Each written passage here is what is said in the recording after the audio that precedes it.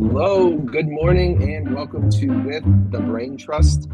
We are a bi-monthly networking group who turned our networking intelligence group, what have you, into a podcast. So we discuss our businesses for the first half of the meeting, and then the last half, we figure out a topic. We try to spotlight a new member of the group, and then share our discussions so other business owners, new or seasoned, can get some help. So before we dive into today's presentation, which will be the AI Advantage by David from I Am Your Virtual Professional, let me introduce the group.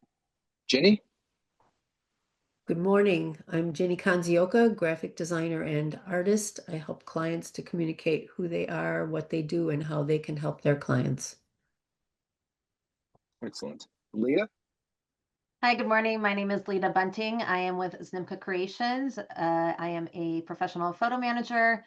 I want to help my clients spend time making memories, not managing them. Excellent. I am Michael Rattay from Ball Brain Creative. I do photos, videos, and help you share those on the web. And then David, how about you give us our intro or your intro, and then you dive right into your presentation.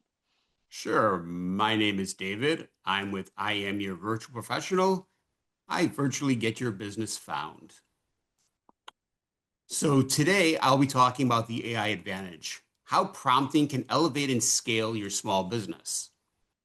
And I think the first question that we all have is exactly what is artificial intelligence or AI? And I think just giving the textbook definition is artificial intelligence, or AI, is technology that enables computers and machines to simulate human learning, comprehension, problem solving, decision making, creativity, and autonomy.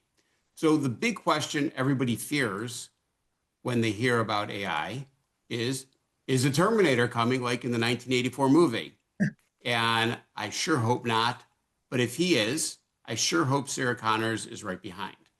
But all joking aside, the real fear people have about AI is that the robots are going to replace us. And I think for some jobs, AI will phase out some jobs. But for other positions, if anything, I think you need to think of AI like this. Don't think of it as a computer. Think of it as your friendly helper.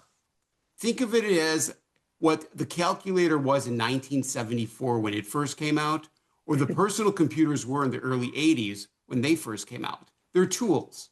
And that's what AI should be for you. AI should be a tool that helps you grow your business. So there's 7 types of AI. We are going to be focusing on natural learning processing only today. And we're going to ignore the others because that's a topic for a whole other day and a lot more than 10 minutes.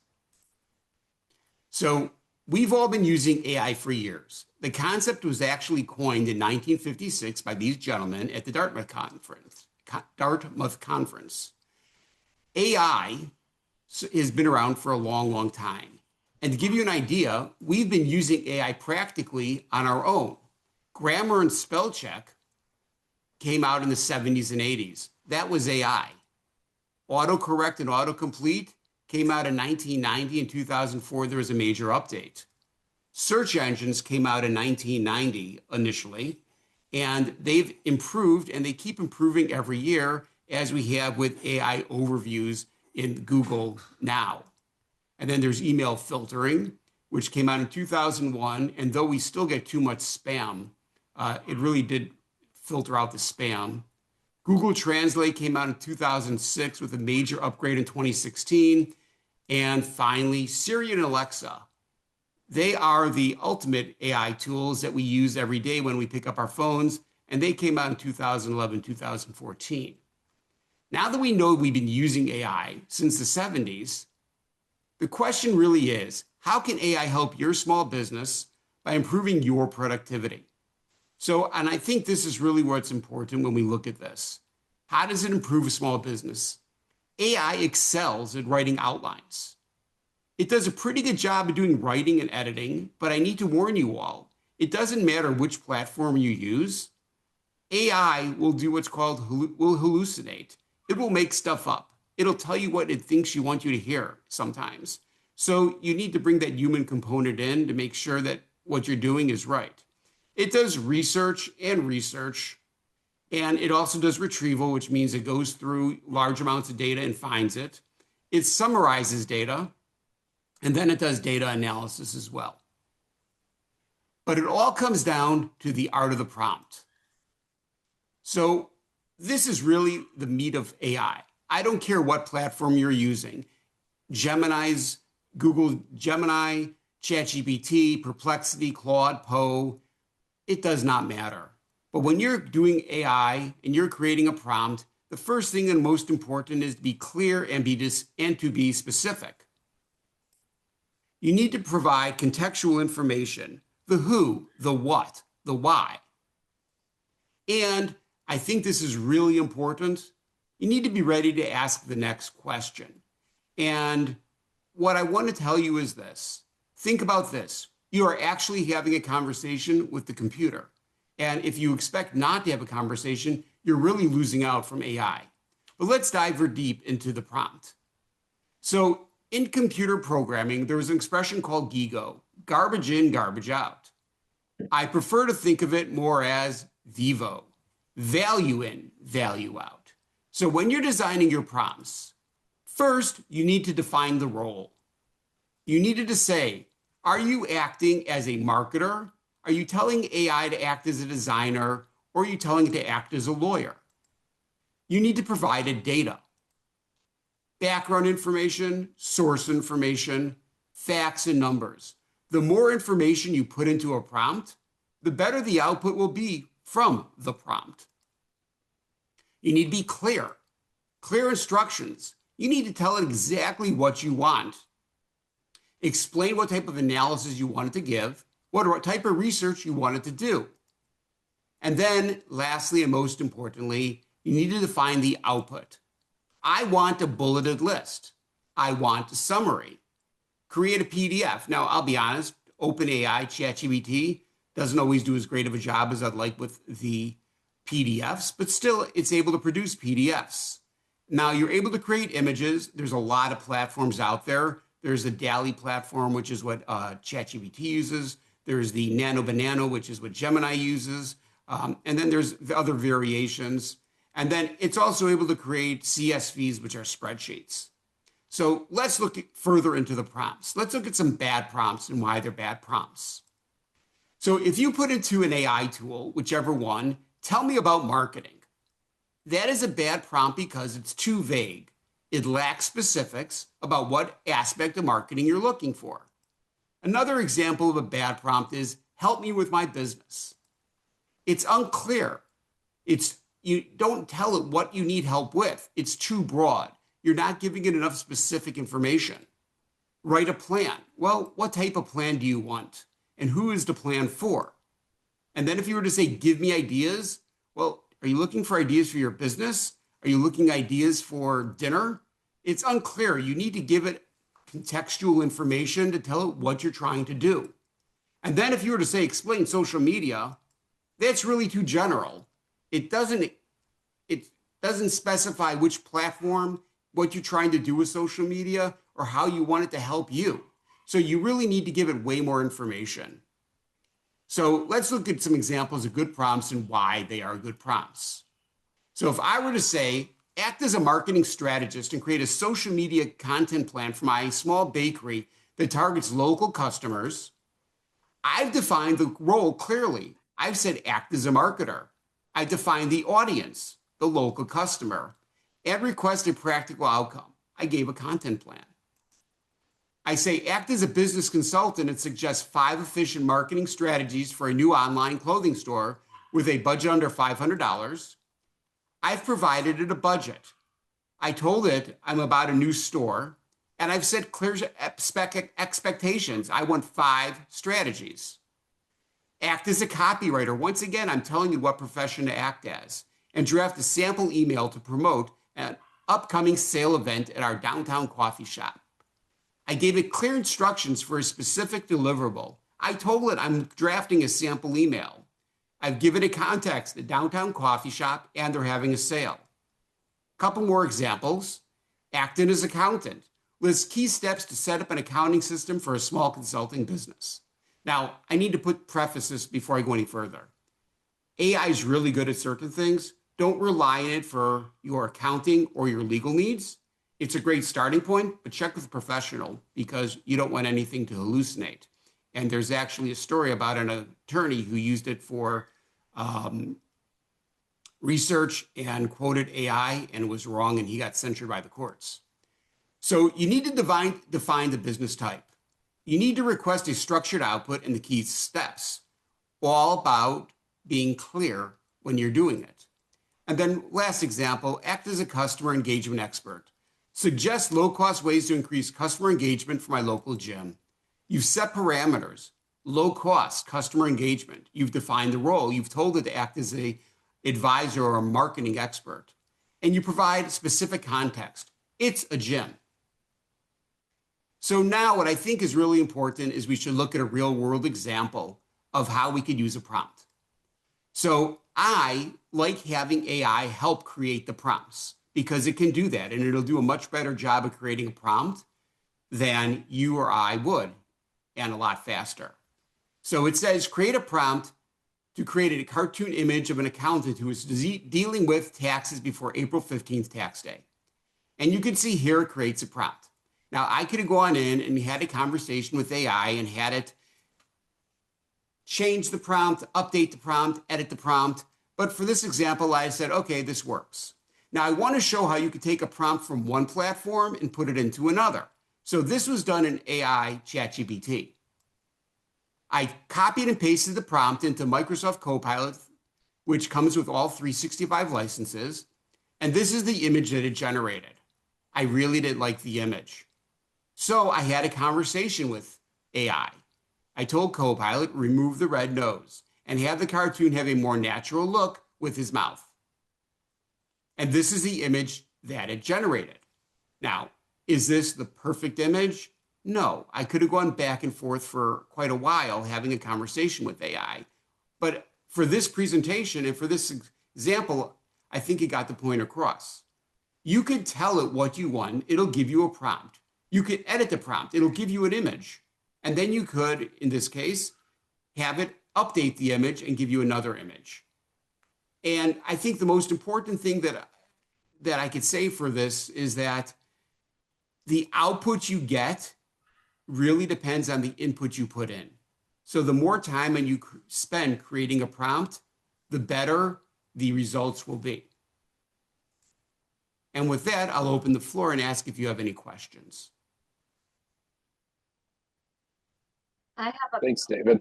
I have a couple because I love this. Go. Are you working on a free version of ChatGPT or is that a paid version? That is an excellent question. So I am personally using a paid version of ChatGPT, and I can honestly tell you it's worth every penny I spend a month on it. But I also use Google Gemini, and I'm using the free version of that. And occasionally I'll go to Claude or Perplexity and use their free versions. And technically Copilot is free because it's part of my 365 license. But I say that if you want to learn how to use AI, start using a free version and wait until you have a reason to spend $20.99 a month. Is that how much it is? $20.99? I believe that's my package is I'm paying $20.99, which it sounds like a lot, but I look at how many times a day I use it. And if I broke it out by how many times a day I use it, plus how much it saves me per project, I'm coming out ahead. I've been on the fence, so that's helpful. Where do you feel like you've gotten the most value from it, David? Or like, where do you think it helps you the most? So since I started using the paid version, I've trained it to know my voice. And I've trained it to speak like I speak. And I use it to help me clean up my emails. I use it for some of my social media posts, and it helps me act as a thinking partner. And I think this is really important. I never take the output it gives me and said, great, boom, I put it out there. I never do that. But I'll use it and I'll say, help me draft, or I'll put my email in and then I'll see what it gives me. And then I'll disagree with it. I'll go back and forth. It really helps me edit content. So I find that for creating content, sometimes I'm really like looking at that blank page going, what the hell am I going to write about? And I'll put a prompt in there and ask it to give me 10 ideas. And then I take those 10 ideas and then I could go from there. So for me, I find that's really helpful. And I also find one of the big benefits is when I'm helping clients with projects, I'm very transparent and I'm honest when I use AI. I know a lot of people use AI and then still charge what they would charge for the regular amount of time. I will actually tell a client that I'm using AI in order to help him or her. And then I'll tell them that I save them X amount of time by doing it that way. I also use it for one of my clients to create hooks because it does a really good job of creating the 3 to 5 word hook. I'll throw the script in and then it'll give me 10 variations and things like that. So it's a time saver. I agree. And that the drafting and the outline, like kind of giving additional ideas. I mean, that's what I think creativity is. Sometimes it's like you need to hear another opinion before you can totally jump. So yeah, I totally agree with that. But can I throw one thing out there? It's okay to tell AI, and I sometimes do. I tell it not to agree with me. Mm-hmm. I give it permission to be like, don't hurt, be brutal. I'll tell it. My favorite line that I put in there is when I'm asking to critique something, I say, please give me the good, the bad, and the ugly, and don't be nice. You're not going to hurt my feelings. And it'll give me the good, the bad, and unfortunately, sometimes the ugly, because we're human. But I can't stress this enough that having the human component to anything you do is super important, because if you do not, if you take whatever AI gives you and you don't edit it and reread it and put your own voice to it, and that's the big advantage, going back to what Lita said about using AI, paying the paid version. It has memory and memorizes your voice and knows your brand color and all that other stuff. But if you don't use it in a way that has the human component on it, I really feel that then you are going towards, am I going to be replaced by by a robot, as opposed to, is it a teammate, as opposed to, that's a helper, as opposed to doing your job for you. So David, you're a pretty advanced user of AI. What if somebody is brand new, they have a small business, they want to start using it? What would you recommend as like the first AI tool or habit or whatever that someone new should start using? I think the first AI tool you should use is for helping clean up your emails. Oh, interesting. You write an email, and it's a relatively easy prompt. You could ask it to edit it, and you could ask for suggestions, and you could ask it for subject lines, and you could ask it for call to actions, and you could do all that. But you write the email by hand and then say, hey, can you help me make it better? And I think that's an easy way to get used to using AI without it. And it's also maintaining your voice. And it starts learning your thought processing of how you write and things of that nature. But I really think that that's a great way to start doing it. And I also think another great way to start doing it is asking for ideas to help, expand give it an idea that you're thinking about, and then asking it to give you 5 ideas, how to expand that idea. Got it. Okay. Great.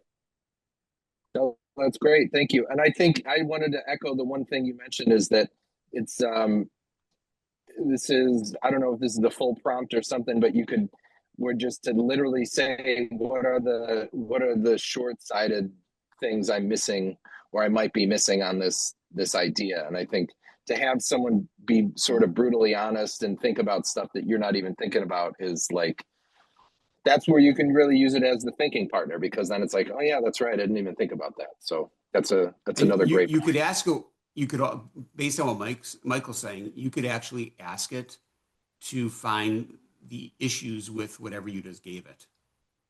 And now I sometimes have the a issues will be comment. bogus, but you need to like the human touch again. Yeah, Yeah, Jeannie. Oh, I agree. Go ahead, Ginny. As a graphic designer and artist, I don't really want to see AI telling me how to design something because I've already had the meeting with the client and they've pretty much given me whatever information I need to design something, which is what I did with the logo that I'm going to present eventually. So to me, it's an intrusion on what I'm doing because I know how to work. When I do a logo or something, I'll do like a bunch of concepts and pick three of them to show the client. But before I do that, I tape it up to the door in the closet in my office, and I live with it for a day or two, and then I know what I need to change or make better. So to me, I don't really want it telling me what to do. Uh, I guess that's it pretty much. But no, and I totally hear what you're saying. And the one thing that I would say to you, and I agree with you, there's certain things that a human does better than AI will ever do. Um, but one of the things you can do sometimes, if like you're looking at something and you know that something's off, but exactly, that's you could exactly throw it into AI and be like, "Hey, I know this is off. There's something wrong with this. Can you tell me what's the matter with it?" Even you're not asking it to create it another way, but it's just a different perspective. And it like I know that I was working on a web page and I really hated the way it looked, and I copied the page into AI and said, "Can you give me a few ideas where I'm going in the wrong direction?" Obviously, the prompt was a lot better written than that, but it gave me graphical ideas after multiple prompts, and ended up really liking the direction it took me down. That I don't think I would have. Now, granted, I'm not a graphic artist, um, but I could only imagine that if a graphic artist were putting the right questions into it, it would have got them there a lot faster. Mhm. So Yeah.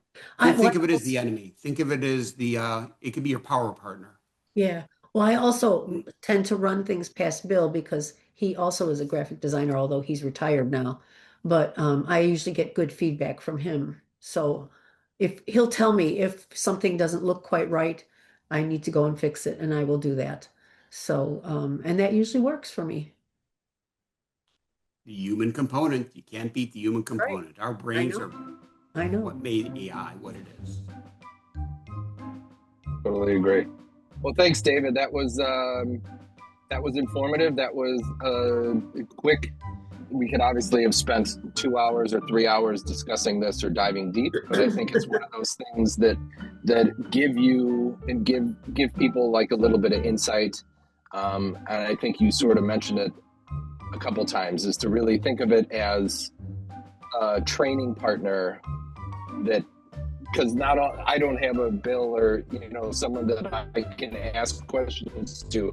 So it's kind of one of those things that you can just, if you don't have anyone that you trust, it's another opinion, and I think that's basically what I gathered from that. So any other final thoughts? Or I mean, I agree. As someone who works for themselves, by themselves, having a little chat buddy to talk things through and flesh ideas out has been helpful. I don't use it to the extent that David does, so this has been very helpful in learning like some of the other things that it can do. So thank you. mm-hmm. Thank you for the time. I appreciate it. I mean, for me, it really has become it really has enabled me to not only optimize my time, but it's allowed me to be a multiplier of what I'm able to produce. Totally agree. In a given amount of time. So awesome. Well, thanks, David. Thanks, everybody. Thank you. I appreciate the Thank opportunity. you. We'll try this in a couple weeks.